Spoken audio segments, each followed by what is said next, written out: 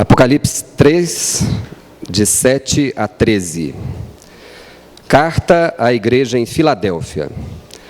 Ao anjo da igreja em Filadélfia escreve: essas coisas diz o santo, o verdadeiro, aquele que tem a chave de Davi, que abre e ninguém fechará, e que fecha e ninguém abrirá.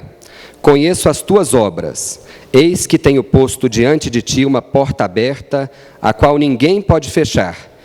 Que tens pouca força, entretanto, guardaste a minha palavra e não negaste o meu nome. Eis farei que alguns dos que são da sinagoga de Satanás, desses que a si mesmos se declaram judeus e não são, mas mentem, eis que os farei vir e prostrar-se aos teus pés e conhecer que eu te amei.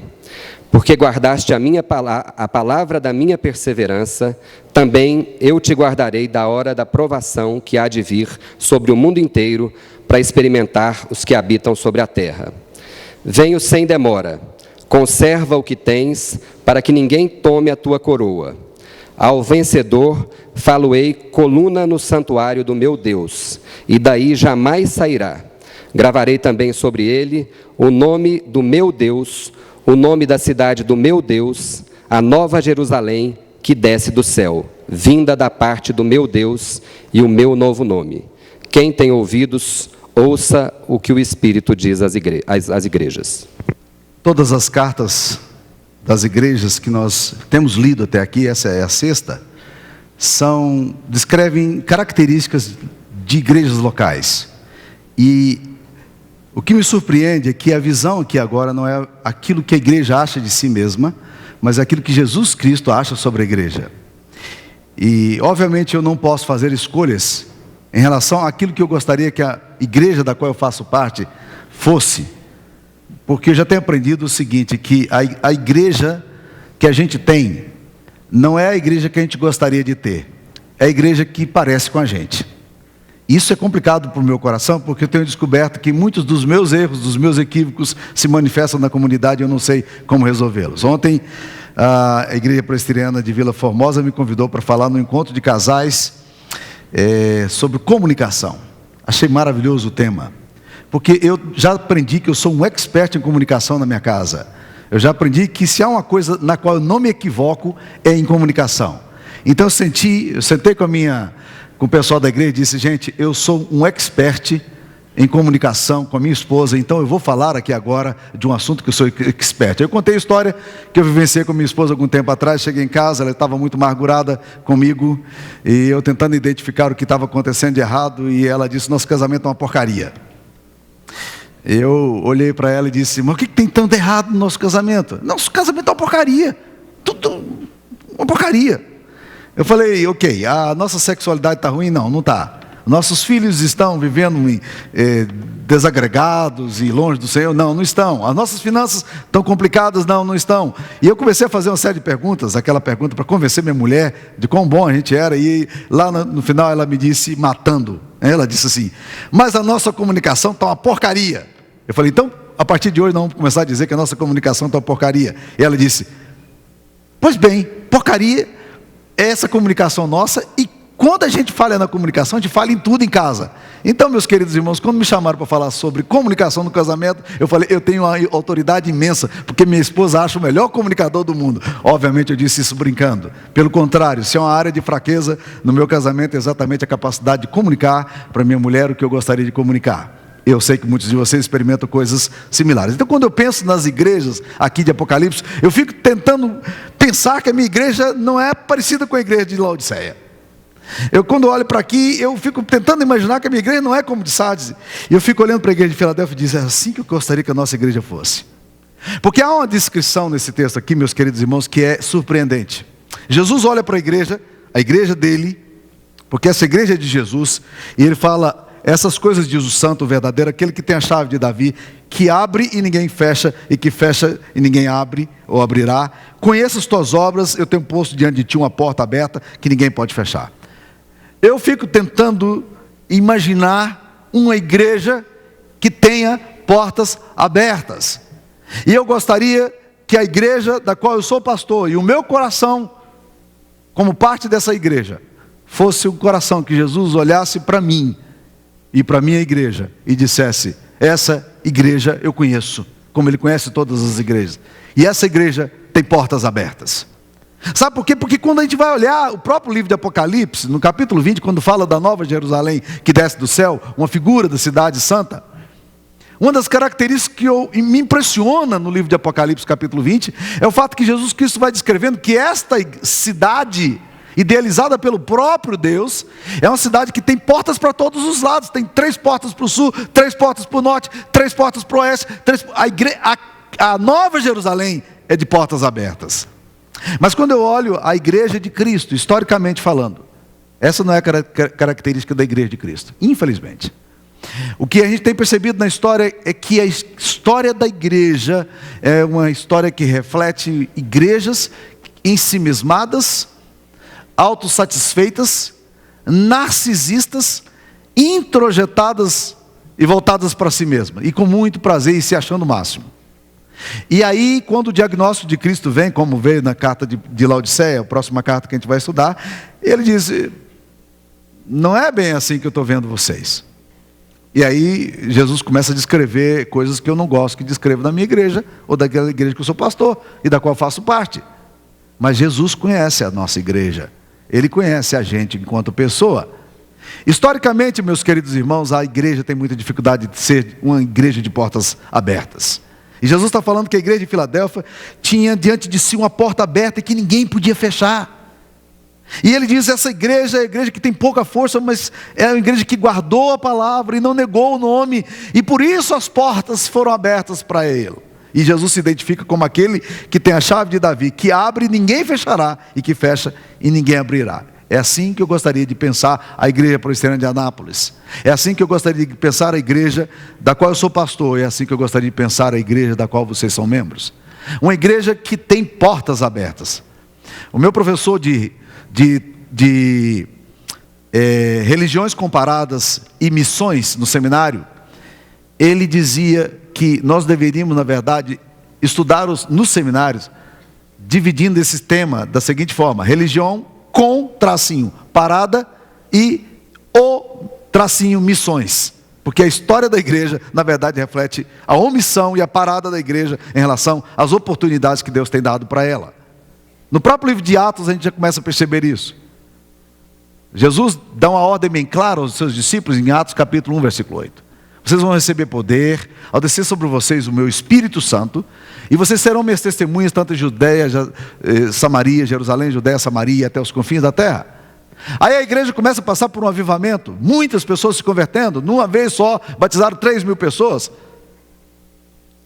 E a igreja começou a ficar satisfeita demais com aquele negócio. E Deus então suscita em Atos capítulo 8 versículo 1, o primeiro agente missionário da história. A Bíblia diz: naqueles dias Herodes moveu violenta perseguição contra a igreja, e todos os que foram dispersos, exceto os apóstolos, anunciavam a mensagem de Deus. Ou seja, o primeiro agente missionário da igreja foi um cara opositor da igreja, chamado Herodes. A perseguição obrigou a igreja a sair, mas a igreja não queria sair. Você avança um pouco, por exemplo, na questão da missão da igreja, logo depois do derramamento do Espírito Santo, e você percebe que essa igreja começa a penetrar no norte da África, na Turquia, esses países que hoje são dominados pelo mundo muçulmano. Esses países todos já foram profundamente evangelizados, mas a igreja se perdeu na história, perdeu a capacidade de fazer missão. Hoje, quando a gente estuda, por exemplo, Agostinho de Hipona, a gente esquece que, na verdade, Hipona é um país, é uma capital de um dos países do norte da África, onde hoje há uma influência acachapante do islamismo. E a gente vai estudando a história, a gente vai percebendo que todas essas igrejas, por exemplo, que nós estamos estudando aqui, todas elas estão na Turquia, que é hoje um país absolutamente fechado ao evangelho. Por que é que a igreja perdeu esse impacto missionário? Por que a igreja parou no tempo? Por que a igreja não avançou? E a gente fica assustado exatamente com essa questão. Como a igreja às vezes se fecha? Vamos para a reforma. E quando eu digo isso, os reformados ficam muito irritados comigo, eu sou reformado também. Mas eles ficam muito irritados comigo quando eu falo: não há evidências de que os reformadores tivessem preocupação missionária. Porque quando Lutero e Calvino começaram a defender a pureza doutrinária da igreja, e foi ótimo essa luta, a luta era apologética, era tentar mostrar que as pessoas estavam se desviando da mensagem central do Evangelho. Mas, lastimavelmente, historicamente falando, a igreja não fez missão. Enquanto os jesuítas iam para o mundo inteiro fazendo missões, a igreja reformada, a igreja evangélica, ela não fez missão. Deus vai levantar um grupo de moravianos, influenciado por Jacó Spencer, no século XVII, e aí, no século XVIII, de forma mais direta, começa o que a gente chama hoje de missões modernas, com William Carey e Hudson Taylor. Mas, na verdade, a igreja se perdeu nesse caminho. Não foi uma igreja de portas abertas, foi uma igreja que se fechou. Agora, por que a igreja não caminha de portas abertas? Existem vários motivos aí. O primeiro motivo, bem clássico, é de que a igreja sofre violenta oposição do diabo quando ela avança. E nós percebemos isso aqui, por exemplo, quando nós estudamos a carta de Pérgamo. Quando Jesus diz, eu sei o lugar onde vocês habitam, que aí está o trono de Satanás, e aí morreu o meu fiel testemunha, Antipas. Antipas era o líder da igreja, morreu naquele lugar ali. E aí quando a igreja começa a avançar e enfrenta essas oposições satânicas, ela fica com medo e ela retrocede. A questão, meus queridos irmãos, porém, é que nós não entendemos que quando a igreja avança, as portas do inferno caem. E a igreja tem que avançar porque esse é o chamado de Deus para nós. Nós temos que avançar. Mas a igreja historicamente para por causa das provações espirituais. O apóstolo Paulo fala na primeira carta aos Tessalonicenses, capítulo 2, 18, que Satanás havia barrado o caminho dele. Oposição clara do diabo contra o avanço da igreja. Agora existe também, meus queridos irmãos, muita oposição humana, que também a gente tem que entender que é algo espiritual. Eu não sei se vocês têm acompanhado os eventos missionários da nossa denominação. Hoje a nossa denominação é considerada, a nossa missão é considerada a segunda maior missão evangélica no Brasil, a APMT. A APMT é considerada a segunda maior missão evangélica no Brasil. Só existe uma maior, que é a missão da Junta de Missões Nacionais. Nós temos enviado muitos missionários para o mundo afora, graças a Deus. E isso é alguma coisa muito recente, mas que tem sido fantástico na história da nossa denominação ultimamente. Mas, por causa disso, talvez, oposições violentas começaram a surgir. João Dilson e Zenaide, missionários nossos, que cuidam de crianças no Senegal, eles foram acusados recentemente de lavagem cerebral e foram levados para a cadeia, para viver no meio de marginais, tanto a Zenaide quanto o João Dilson. Qual é o trabalho deles? Eles foram acusados de fazer lavagem cerebral em adolescentes, porque eles pegam meninos de rua e que não têm casa e que moram em condições subhumanas e levaram para a casa deles e começaram a cuidar desses meninos. São hoje cerca de 20 crianças, de adolescentes, que eles cuidam deles. Um desses pais, que não tinha contato nenhum com o filho, descobriu que o filho estava lá, ele é muçulmano. E ele então foi lá visitar o filho, e na hora da oração ele chamou o filho e disse, vamos orar. Ele disse, eu não sou mais muçulmano, eu sou cristão agora. E aí foi o bastante para uma denúncia, e João Dilson e Zenaide foram parados dentro da cadeia. Ficaram ali 3 meses, violenta perseguição. Essa semana, um outro missionário da nossa missão, no Marrocos, foi violentamente pego numa emboscada, e ali naquela emboscada, morreu um dos que era nativo daquela região, um dos missionários nativos, um outro hondurenho que estava junto com ele também foi baleado, e o nosso missionário também foi baleado e levado para o hospital, graças a Deus, está fora de perigo. Mas a gente começa a olhar a história dos missionários, a gente não entende quanta perseguição nossos missionários sofrem. Maurício Rolim, aqui de Anápolis, é um dos missionários que a gente sustenta. Maurício Rolim, ele está trabalhando atualmente no Uruguai, mas esteve em Guiné-Conakry durante muitos anos. E ali naquele país, a esposa dele começou a ter tantas malárias, tantas doenças, que eles não puderam mais dar prosseguimento ao trabalho, porque o médico disse que se ela tiver mais uma malária, ela morre, tem que sair daqui. Então, meus queridos irmãos, quando a gente começa a pensar em igrejas de portas abertas, a gente começa a ver como as igrejas são pressionadas, Como o povo de Deus, os missionários são pressionados. Essas forças humanas aliadas aos sistemas políticos e diabólicos são muito complicados. Mas é bom ouvir Jesus falando para essa igreja: você tem portas abertas. Você tem portas abertas que ninguém vai fechar. Eu tenho colocado diante de você uma porta aberta e ninguém pode fechar. Eu sei que você tem pouca força diante de tanto obstáculo que você tem que enfrentar, mas não desanime. Por quê? Porque você guardou a minha palavra, não negou meu nome, e a porta que eu abri para vocês, ninguém pode fechar. Nós precisamos aprender a discernir portas abertas que Deus tem nos dado. E eu gosto de pensar na nossa igreja, na igreja de Cristo, dessa forma. Uma igreja que está discernindo portas abertas. Qual é o problema nosso muitas vezes, meus queridos irmãos? A igreja de Filadélfia tinha pouca força. E Jesus sabe que ela tem pouca força. Mas ele disse: mas você vai ser vitoriosa. Sabe por quê? Porque você não tem negado o meu nome, nem a palavra que lhe foi dada. Reverendo Júlio Andrade Ferreira foi um dos ícones da história da igreja presbiteriana no Brasil. Uma certa vez ele estava dando um seminário para pastores, e eu estava presente nesse seminário.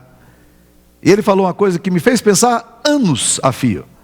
E até hoje eu trago as declarações que ele fez. Um dia, para pastores e líderes, ele falou: eu quero dar uma boa notícia para vocês e quero dar uma má notícia para vocês.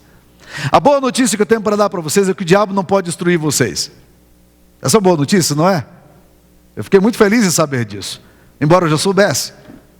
O diabo não pode destruir a igreja de Cristo. Ele não pode destruir o povo de Deus. Se pudesse, já teria feito. Mas ele deu a má notícia. E a má notícia é: vocês podem destruir a vocês mesmos.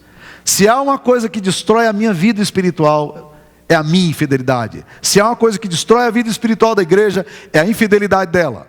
A igreja tem que aprender a discernir essas portas que Deus historicamente está abrindo para ela. E não pode ter medo de penetrar nessas portas. Existe um homem chamado Lesslie Newbigin. Lesslie Newbigin é um dos caras mais estudados hoje em missiologia. Ele defendeu uma tese que tem sido muito difundida hoje, da igreja missional. Não missionária, mas missional. É um termo um pouco diferente, mas ajuda-nos a entender um pouco da visão que Lesslie queria trazer e tem trazido nos seus livros. Ele fala que a igreja de Cristo precisa aprender a discernir historicamente as aberturas que Deus faz e discernir os movimentos de Deus na história e penetrar nesses movimentos que Deus mesmo faz para o seu povo. Aí ele pega uma ideia de missiologia que diz o seguinte: quando um missionário vai para o campo, Deus já está na frente do missionário. Ele já chegou lá primeiro. Então o missionário não vai sem o auxílio e orientação do Espírito Santo. E se ele foi, é porque Deus já chamou para que fosse lá, porque ele já foi à frente. Então ele diz que o grande segredo da igreja é aprender a discernir na história as portas que Deus está abrindo e penetrar por essas portas para glorificar a Deus. Rick Warren, bem conhecido, mais conhecido nosso, muitas pessoas já estudaram o livro dele aí, Vidas com Propósito, Igreja com Propósito, e muitos de vocês conhecem um pouco desse autor aí.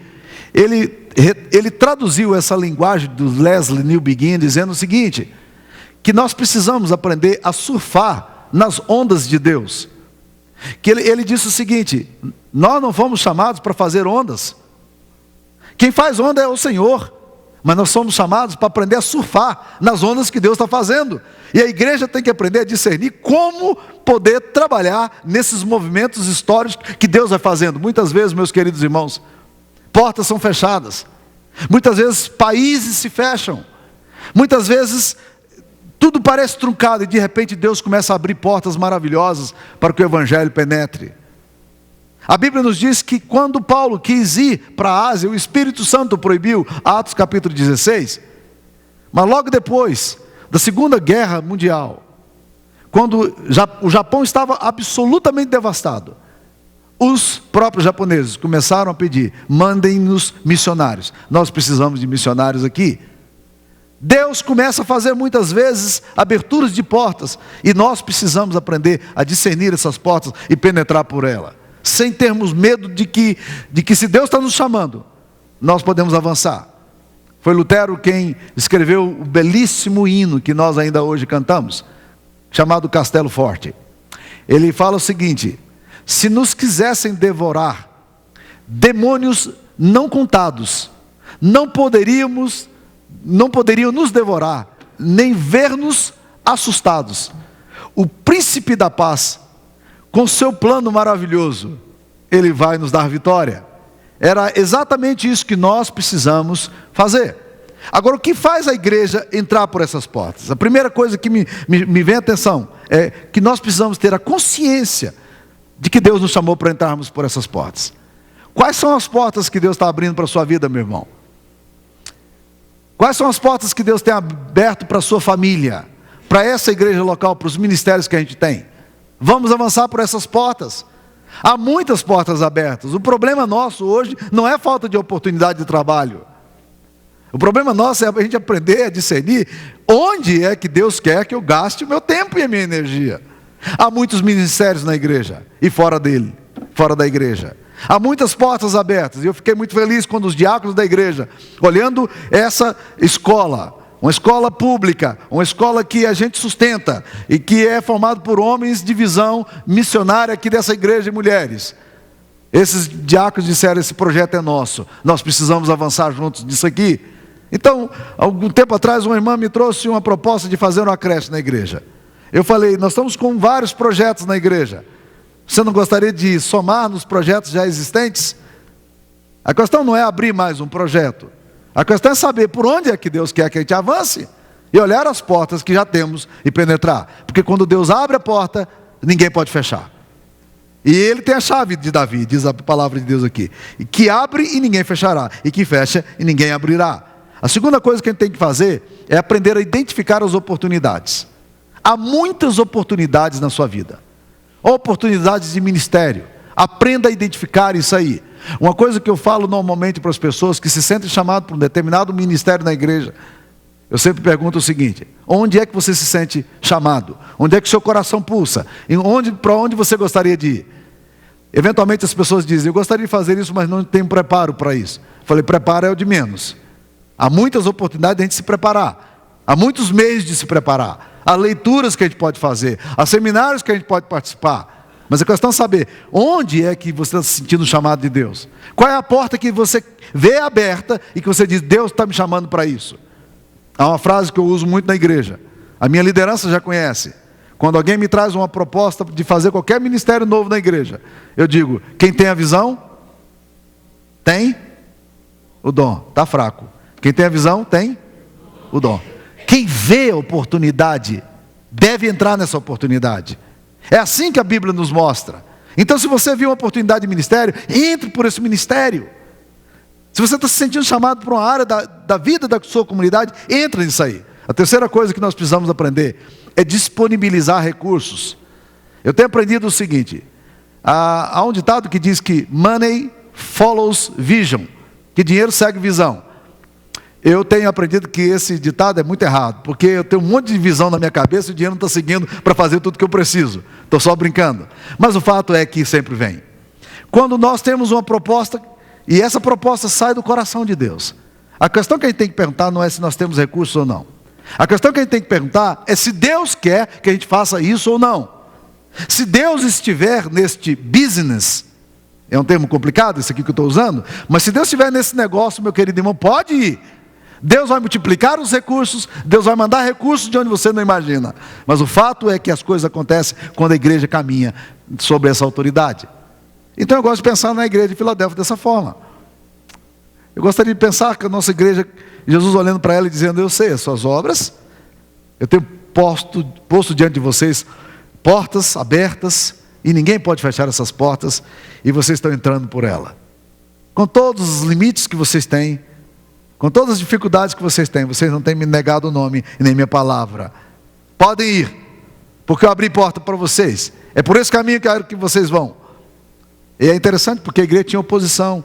Havia oposição muito fora do mundo exterior, porque havia ali um grupo de pessoas que se declaravam judeus. Jesus disse que não são, mas mentiam. Essas pessoas estavam se opondo à igreja, provavelmente judeus da diáspora. Ele está dizendo, avancem. Vocês guardaram a minha palavra, guardaram a minha perseverança, vão adiante. Eu quero usar vocês para as portas que eu tenho aberto diante de vocês. Então, para mim, Filadélfia é a igreja de portas abertas. E se eu pudesse escolher, eu dizia, Senhor, dá-nos a capacidade da gente ver onde é que estão as portas abertas e nunca deixarmos de avançar por essas portas que o Senhor mesmo está abrindo. Senhor, que a gente descubra onde é que está sendo o movimento do Senhor, onde é que as ondas estão sendo formadas e que a gente aprenda a surfar nessas ondas que o Senhor mesmo tem criado na história. Deus está se movendo entre nós. E quando a gente começa a ficar atento a isso, a gente começa a discernir oportunidades de mistério, oportunidades de serviço, oportunidades para glorificar o Senhor, oportunidades para abençoar. Onde é que Deus tem chamado você para ir? Qual o chamado que Deus tem para a sua vida? Onde é que você deve fazer? Onde é que você deve gastar os próximos anos da sua vida? Em que tipo de ministério você deve gastar? Os seus recursos, o seu talento, onde você deve gastar? Quais são as portas que Deus tem aberto para você? Entre por ela, meu irmão. E ele está dizendo, eu abri essas portas, ninguém vai poder fechar. Agora, Jesus conclui esse texto aqui fazendo algumas advertências e promessas. Ele diz, primeiro, eu venho sem demora. Nós nunca podemos nos esquecer disso. Que Jesus vem sem demora. É muito fácil a gente esquecer que a vinda de Jesus está próxima. Deixa eu só te falar uma coisa interessante. O fato de Jesus dizer, venho sem demora, é porque Ele sabe que as oportunidades que Ele está dando para nós, são oportunidades que a gente tem que agarrar. Sabe por quê? Porque muitas pessoas que precisam ser alcançadas pelo Evangelho, serão alcançadas quando você identifica as portas que Jesus abriu e você entra por elas. Há uns dias atrás recebi um e-mail que me fez o coração vibrar de alegria. Eu não lembro exatamente dessa menina, não sei como ela é. Ela não está morando mais em Anápolis.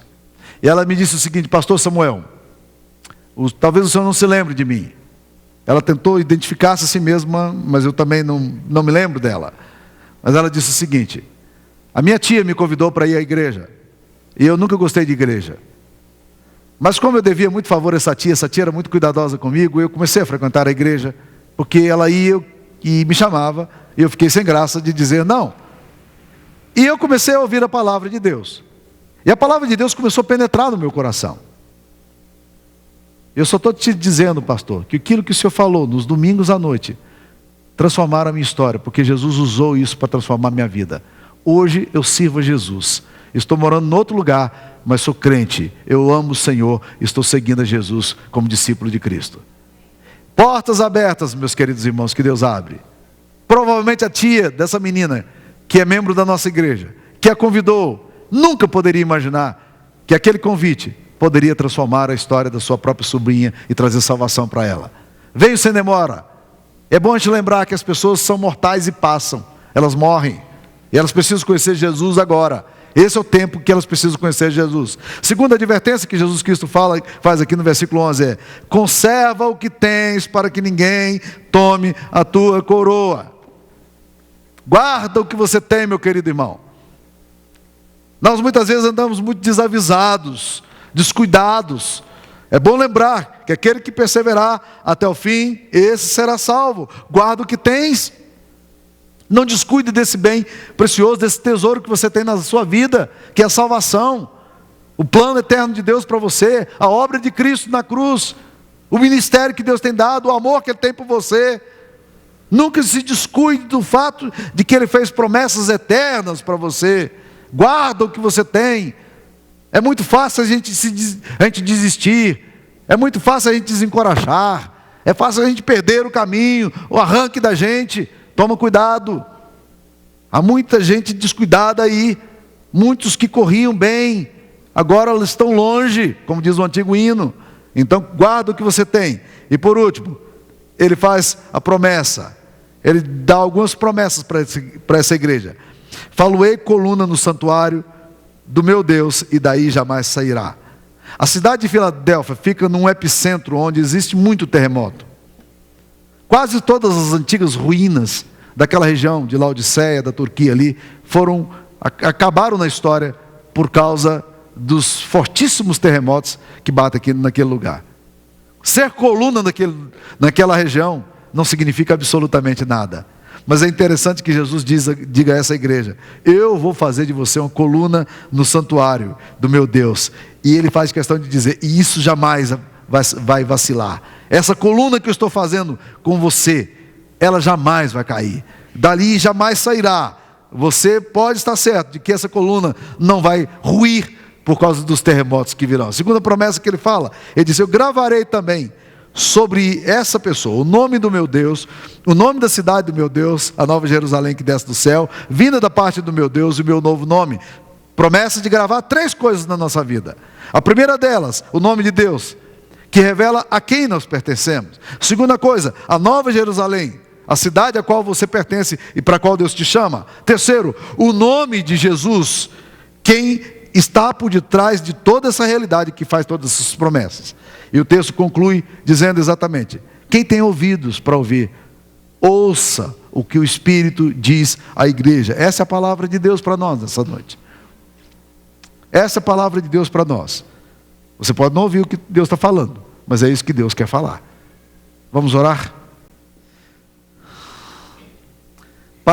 Pai querido, louvado seja o teu nome pela vocação que o Senhor nos tem dado. Pai querido, muito obrigado pela identidade que o Senhor quer criar conosco. Pai querido, obrigado porque o Senhor conhece as nossas obras. Isso implica que o Senhor conhece as nossas fraquezas. O Senhor conhece as nossas deficiências. Mas obrigado, Pai, porque o Senhor também tem aberto portas e que ninguém pode fechar. E quando o Senhor abre essas portas, ó Pai, elas glorificam o teu nome. Elas tornam o mundo e a humanidade melhor. Elas nos fazem sentirmos como partes de um projeto do Senhor para essa história tão sem sentido que nós vivemos. Ó Pai querido, ajuda-nos a identificar as portas que o Senhor tem aberto. Ajuda-nos a nos identificarmos com os movimentos que o Senhor tem feito na história. Ajuda-nos, ó Pai querido, a termos a sensibilidade do Senhor para tudo aquilo que o Senhor tem para nos dizer. Ó Deus querido, que a nossa igreja, que a nossa vida não seja uma vida narcisista, ensimesmada, fechada em torno de nós mesmos, mas que seja uma vida aberta para proclamar o teu nome, para aproveitar as oportunidades que o Senhor tem aberto, e que nós possamos dizer sim a esse chamado que o Senhor nos tem. Essa é a nossa oração, ó Pai, em nome de Jesus. Amém, Senhor. Amém.